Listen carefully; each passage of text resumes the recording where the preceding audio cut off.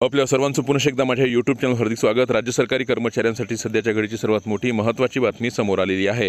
राज्य सरकारी कर्मचाऱ्यांच्या वेतनामध्ये सुधारणा करण्यात यावी यासाठी राज्य शासनाच्या वित्त विभागानं मार्च 2024 मध्ये एक समितीसुद्धा गठीत केलेली होती आणि त्याच समितीच्या अनुषंगानं एक अत्यंत महत्त्वाची मोठी अपडेट देणारा आजचा हा संपूर्ण व्हिडिओ आहे।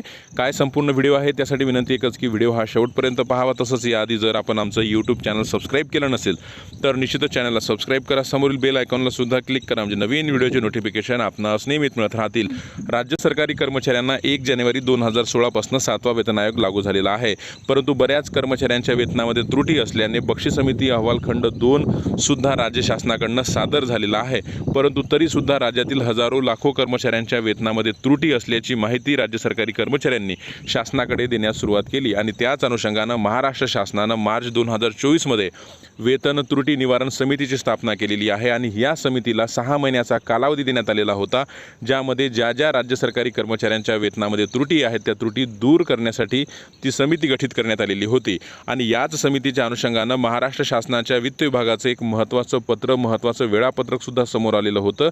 ज्या वेळापत्रकामध्ये जे काही मंत्रालयीन विभाग आहे त्यांचे जे काही सचिव आहे, अपर मुख्य सचिव आहे, प्रधान सचिव आहे, त्यांना आता पत्र देऊन आपल्या अधीनस्थ असणारे जे काही राज्य सरकारी कर्मचारी आहेत त्यांच्या वेतनामध्ये जर त्रुटी असतील तर या सर्व त्रुटींची सुनावणी आता वेतन त्रुटी निवारण समितीसमोर होणार होती।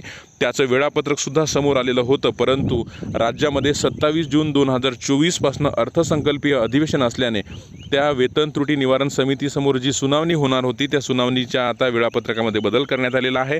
आता ही सुनावणी 21 जून पासून होणार आहे, परंतु 27 जूनपासून अर्थसंकल्पीय अधिवेशन असल्याने 28 जून ते 16 जुलै 2024 या कालावधीमध्ये आता ही सुनावणी होणार नाही आणि 15 जुलै 2024 पासून पुन्हा एकदा ही सुनावणी होणार आहे।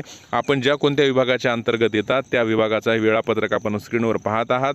या ठिकाणी आपण स्क्रीनवर आपण ज्या विभागाशी संबंधित आहात आपल्या विभागाची तारीख, सुनावणीची तारीख आपल्यासमोर दिलेली आहे आणि सप्टेंबर अखेर या समितीचा कालावधी संपणार आहे।